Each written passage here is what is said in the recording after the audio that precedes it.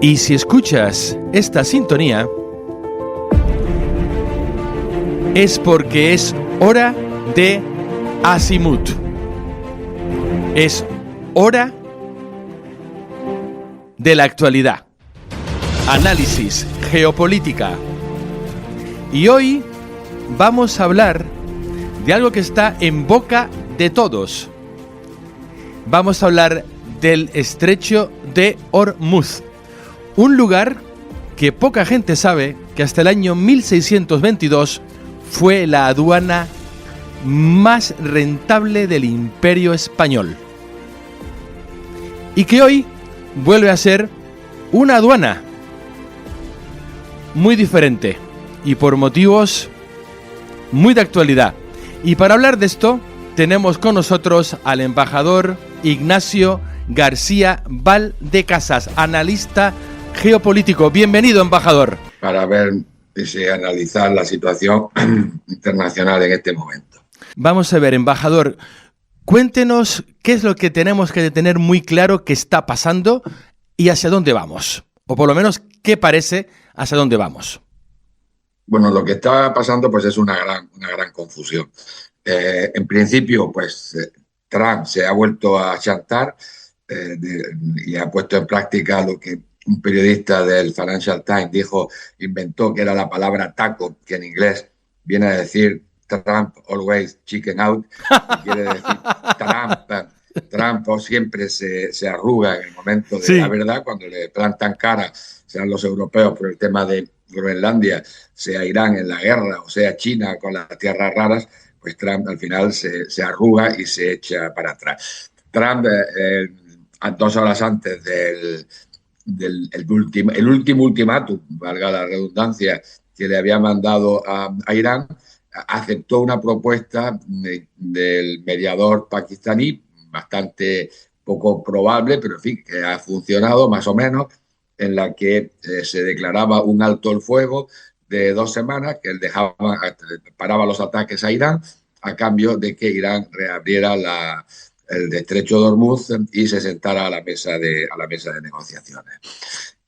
Yo ya me di cuenta ayer mañana, cuando estuve viendo los despachos de las agencias, que había ya una contradicción importante. Por un lado, el primer ministro pakistaní, que fue el mediador, al hacer el anuncio oficial, señaló que el Líbano estaba incluido en el alto el fuego. Y inmediatamente el primer ministro israelí, Netanyahu, salió a la palestra para decir varias cosas, entre ellas que el Líbano no estaba incluido en el acuerdo del alto el fuego. Entonces, ¿qué ocurrió? Bueno, pues 1 hora antes de que Trump hiciera el anuncio, me imagino que el gobierno israelí ya estaba anunciado de qué iba a decir Trump. Salieron 15 aviones israelíes para atacar a Irán. Eso por un lado, una instalación petrolífera, al parecer. Aunque en esto de la guerra siempre los datos hay que darlos con mucha prudencia, pues, porque la mentira es la norma básica de la guerra y la verdad es la primera víctima de la guerra. Antes de que empiecen los tiros, la verdad ya está muerta. Al mismo tiempo, Israel realizó un ataque a Beirut, un ataque terrible. Ayer, el ataque más fuerte que ha hecho Israel contra el Líbano desde que empezaron las hostilidades hace un par de semanas. Obviamente, Israel está en contra. A la vista de este comportamiento podemos deducir que Israel está en contra del alto el fuego. Israel querría que la guerra continuara, que finalmente interviniera militarmente Estados Unidos con tropas terrestres, una invasión terrestre al estilo de Irak. A Israel no le importa que Estados Unidos se estrelle, pierda la guerra y que sea un desastre como fue en Vietnam o como fue en Afganistán o incluso en Irak. A Israel es el único que tiene claro el objetivo, que es cambiar el régimen, tener un régimen amigo, lo cual es muy lógico, quiera tener un régimen amigo y no un régimen enemigo. Y si no es posible tener un régimen amigo, pues que se convierta en un estado fallido como los 6 estados que le precedieron. Acuérdate, Miguel, que en el año 95, cuando se acababa de negociar los acuerdos de Oslo, a los cuales se opuso Netanyahu, publicó un libro, Mi lucha contra el terrorismo, en la que puso una lista de 7 países a los que eran patrocinadores del terrorismo, cuando en realidad lo que eran era el apoyo de la causa palestina. Para Netanyahu apoyar la causa palestina es apoyar al terrorismo. Y el 7º país que faltaba pues era Irán. Antes le habían precedido y Libia, Sudán, Somalia, Irak, Siria, y ahora faltaba Irán. Y los otros países pues ya son estados fallidos, ya lo que no pudieron implantar un régimen amigo, un gobierno amigo. Entonces, ¿qué ha ocurrido? Bueno, pues con Irán inmediatamente recoge el guante, como ha hecho desde que empezó la guerra, y respondió atacando instalaciones petrolíferas en Kuwait y el oleoducto saudí, de Arabia Saudí, que une las instalaciones saudíes de petrolíferas con el Mar Rojo para evitar así la salida del estrecho de Hormuz. En el momento en el que se produjo estos ataques contra Irán y contra el Líbano, pues Irán denunció las violaciones al alto el fuego y siguió controlando el estrecho de Hormuz. El estrecho de Hormuz no está cerrado para los barcos de países no amigos, para los barcos relacionados con Israel, los barcos relacionados con Estados Unidos, pero Irán sí deja pasar algunos barcos a cuentagotas de países amigos, ha dejado pasar últimamente a varios grandes petroleros indios, les cobra un peaje, creo que hace 10 días empezó a cobrar un peaje a todos los barcos que atraviesan el estrecho de Hormuz y controla la travesía. Entonces, bueno, pues el alto el fuego puede que no aguante, y todo dependerá si mañana, viernes, efectivamente se reúnen o no se reúnen las 2 delegaciones en Islamabad, porque el acuerdo era el alto el fuego, la reapertura incluido Líbano. Yo me fío del primer ministro pakistaní, pues que no tiene nada que ganar, nada que perder en decir una mentira. Me fío que en el acuerdo estaba incluido el Líbano, porque lo ha dicho el primer ministro pakistaní, que fue el mediador de este acuerdo. Las conversaciones, las negociaciones iban a retomar o deben retomar mañana en Islamabad, la capital de Pakistán. Entonces veremos a ver si el alto el fuego aguanta y si empiezan de verdad las negociaciones. Pues el panorama pinta muy, muy particular. Aquí, obviamente, hay 2 cosas. Uno, el taco, el Trump always chicken out. Esto quizá está relacionado con esta estrategia de decir 40.000 y al final quedarse con 2. El famoso arte del trato, de art of the deal de este señor. ¿O es que este hombre a qué está jugando? Bueno, yo conclusión de que a Trump no hay que hacerle mucho caso de lo que dice, pero sí hay que hacerle mucho caso de lo que hace. Su reacción fue francamente extraordinaria. Un presidente de Estados Unidos que anuncia que va a cometer crímenes de guerra. Sí. Es la primera vez que yo esto lo he visto en una larguísima carrera, anunciando que iba a atacar las instalaciones civiles a la población civil.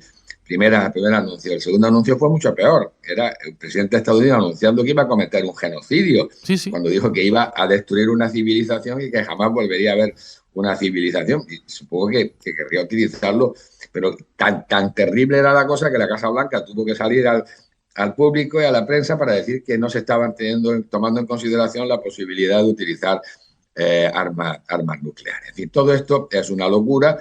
Tenemos a un presidente extraordinario, pero que hay que fijarse en lo que hace. Y Exacto. Lo que hace es amenazar, amagar y no dar. Y detenerse siempre en el borde del precipicio. Y claro, él sabe que la fuerza más importante... Perdona que tengo un segundito, tengo el fuego. No se preocupe, señor embajador. No se preocupe. Pues sí que estamos viviendo tiempos de mucha incertidumbre, tiempos de mucha tensión y donde, como dice el señor embajador, hay que fiarse de lo que se hace y no tanto de lo que se dice. Claro, tenemos que ver ahora si siguen los ataques israelíes, con lo cual pues está claro que Israel intenta boicotear por todos los medios el alto el fuego. Si Estados Unidos retoma sus ataques y cómo va reaccionando Irán. Irán, pues, para que nos hagamos una composición, si ahora mismo se firmara la paz sin llegar a ningún acuerdo, que sería pues dejar un conflicto congelado, como se dejó el de Corea, pues habría sido una pequeña victoria iraní. ¿Por qué una pequeña victoria iraní? Porque habría aguantado los embates y los ataques de dos grandes potencias, de Estados Unidos y de Israel, y que Israel claramente su objetivo, como he dicho, era el cambio de régimen o de convertirlo en un Estado fallido. Entonces, habría aguantado los ataques de Estados Unidos e Israel. Estados Unidos no tenía claro cuál era el objetivo. Durante las 2 primeras semanas estuvieron pegando palos de ciego hasta que al final pues pudieron establecer cuál era el objetivo, que es la gran mentira de esta guerra, Sí. que es el problema nuclear, porque si hubiera sido el problema nuclear, lo habrían dicho desde el principio, y no que desde el principio estuvieron diciendo una cosa y la contraria sobre cuáles eran los objetivos reales de la guerra y sobre todo los motivos por los que habían entrado. Entonces, volviendo al hilo, si ahora mismo la paz se quedara como está ahora mismo la situación, sería una pequeña victoria de Irán. Pero si en las negociaciones Irán consigue que Estados Unidos e Israel acepten algunos de los 10 puntos que han presentado, pues la victoria será por cada punto que acepte Estados Unidos, una victoria cada vez mayor. Claro. Recordemos que Trump en su anuncio público dijo que los 10 puntos presentados por Irán eran una buena base para la negociación. Es decir, que Estados Unidos ha aceptado empezar a negociar sobre la base de la propuesta iraní de 10 puntos y no sobre la base de la propuesta propia de Estados Unidos de 15 puntos. Y eso es lo más significativo, sí, lo que yo interpreto como una cierta posición de debilidad de Estados Unidos frente a una posición de fortaleza relativa por parte de Irán, porque lo que se ha demostrado una vez más, aunque ya lo sabíamos por la historia, que con los bombardeos puedes destruir muchas cosas, pero no pones de rodillas a un país y no le obliga a una rendición incondicional. Eso solo ocurrió con las 2 bombas atómicas y algunos analistas incluso lo ponen en duda y dicen que si no se hubiera producido entre la primera y la segunda bomba atómica de Hiroshima y Nagasaki la intervención soviética exacto, terrestre, pues posiblemente Japón no se habría rendido. Pero eso es una especulación histórica que ahora ya no tiene mucho más sentido que el conocimiento puramente teórico. Entonces se ha demostrado que con los bombardeos la población cierra filas a favor de su gobierno porque siente que su país está siendo atacado y no tienen el efecto deseado más allá de producir destrucción. Lo estamos viendo en el Líbano, ¿no? Entonces, bueno, pues esa es la situación. Desde donde yo estoy, desde fuera, lo que parece es que aquí hay un actor, hay un verso suelto, como dicen en inglés, un loose cannon. Y este es Israel. Bueno, no es un verso suelto, no, Israel nada de verso ¿No? suelto, Israel es un actor importantísimo. A esto voy, pero que hace lo que le da la gana. O sea, tiene una influencia, pero bueno, porque tiene el apoyo de Estados Unidos. En el momento que no tenga el apoyo de Estados Unidos, dejará de hacer lo que le da la gana, porque con Estados Unidos tiene 3.500 millones de dólares fijos, esos son fijos, es una paguita fija todos los años, y aparte de eso, en momentos extraordinarios, pues Estados Unidos le regala las armas, como ha pasado en Gaza. El 90% de las armas y bombas que se han tirado en Gaza pues han sido suministradas gratis et amore por los Estados Unidos. Entonces, en plan de broma dicen que normalmente el perro mueve el rabo, pero que en estas circunstancias el rabo mueve al perro. Que un país pequeño, pues con lo que se refiere a la política exterior de Estados Unidos en Oriente Medio, pues Israel, algunos dicen que tiene una influencia, otros que tiene una gran influencia y otros que esa política exterior de Estados Unidos en Oriente Medio la fijan el lobby israelí en Washington, lo que se llama la AIPAC, en coordinación con el gobierno israelí de turno. Pero bueno, ahí hay análisis para todos los gustos. Sí, para dar y tomar. Lo que parece es que entonces a lo mejor lo que tiene Israel es, por ahora, un cheque en blanco. Siempre lo ha tenido, no al 100%, porque fíjate que todos los presidentes de Estados Unidos, hasta llegar a Trump, se han negado a atacar a Irán, a entrar en guerra con Irán. Y que Israel lo ha intentado, no lo digo yo, lo ha dicho el propio Netanyahu, que dijo que se estaban cumpliendo un sueño suyo de 40 años. Mm. Es decir, que llevaba 40 años soñando con que un presidente de Estados Unidos finalmente aceptaría declararle la guerra, bueno, declararle, atacar a Irán. Es decir, que los anteriores presidentes se han rechazado. Por eso yo matizo lo que dicen algunos analistas. Israel influye muchísimo en la política exterior de Estados Unidos en Oriente Medio, pero no al 100%. Podemos dejarlo en el 95, en el 97%. Hasta ahora la única cosa que los presidentes se han negado a hacer de lo que quería Israel, en mi opinión y con mis conocimientos, ha sido precisamente atacar a Irán. ¿Por qué lo ha hecho Trump? Bueno, pues eso todavía no está muy claro. Pero yo en Negocios Televisión, yo estoy, como tú sabes, todos los lunes a las 9 de la mañana, todos los lunes a las 9 de la mañana en el canal Negocios Televisión, aunque luego las entrevistas las suben a YouTube y se pueden ver tranquilamente. Sí, aparte recomiendo a la audiencia los análisis del embajador porque son de lo mejor que hay ahora mismo. Muchas gracias, Miguel. Pero es que las cosas como son. Muchas gracias. Hace 4 semanas expuse 3 razones que creía que eran alternativas. Una, la vanidad. 2, el miedo al chantaje. 3, la codicia.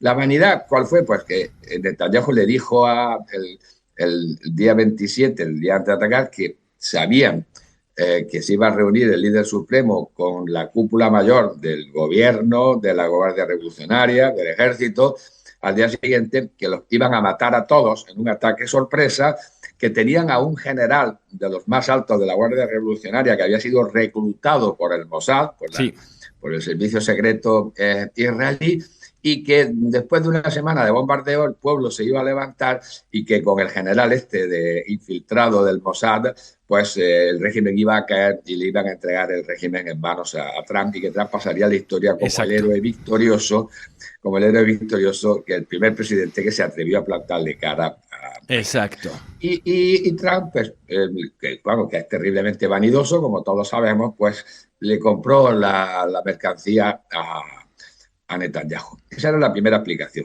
La segunda era pues el chantaje con el caso Trump es la persona más citada, cuyo nombre aparece más veces en el dossier Epstein. Es decir, que y como Epstein era un agente del Mossad y toda la información que tenía Epstein, quien la tiene ahora es el gobierno israelí, pues que tendría la forma de chantajear a Trump para hacer lo que Israel quisiera. Y la tercera, pues la codicia proverbial de Trump, lo mismo que se ha apoderado del petróleo venezolano. Eso lo ha dicho él en público. O sea, que yo siempre procuro utilizar lo que dicen los propios actores, y Trump ha dicho que sí, que lo que quería era controlar, entre otras cosas, aparte de poner un régimen amigo, un gobierno amigo, pues controlar el petróleo de Irán. El petróleo de Venezuela, según algunos observadores, se vende con permiso de Trump en el mercado internacional, y el dinero de la venta va a una cuenta opaca en Qatar, que no se sabe muy bien quién la controla. Pues lo más probable es que sea Trump en la sombra, y desde esa cuenta pues se le da un porcentaje X, el que estima oportuno Trump, al gobierno venezolano por su petróleo, y el resto pues se lo queda el titular de la cuenta, que posiblemente sea un testaferro.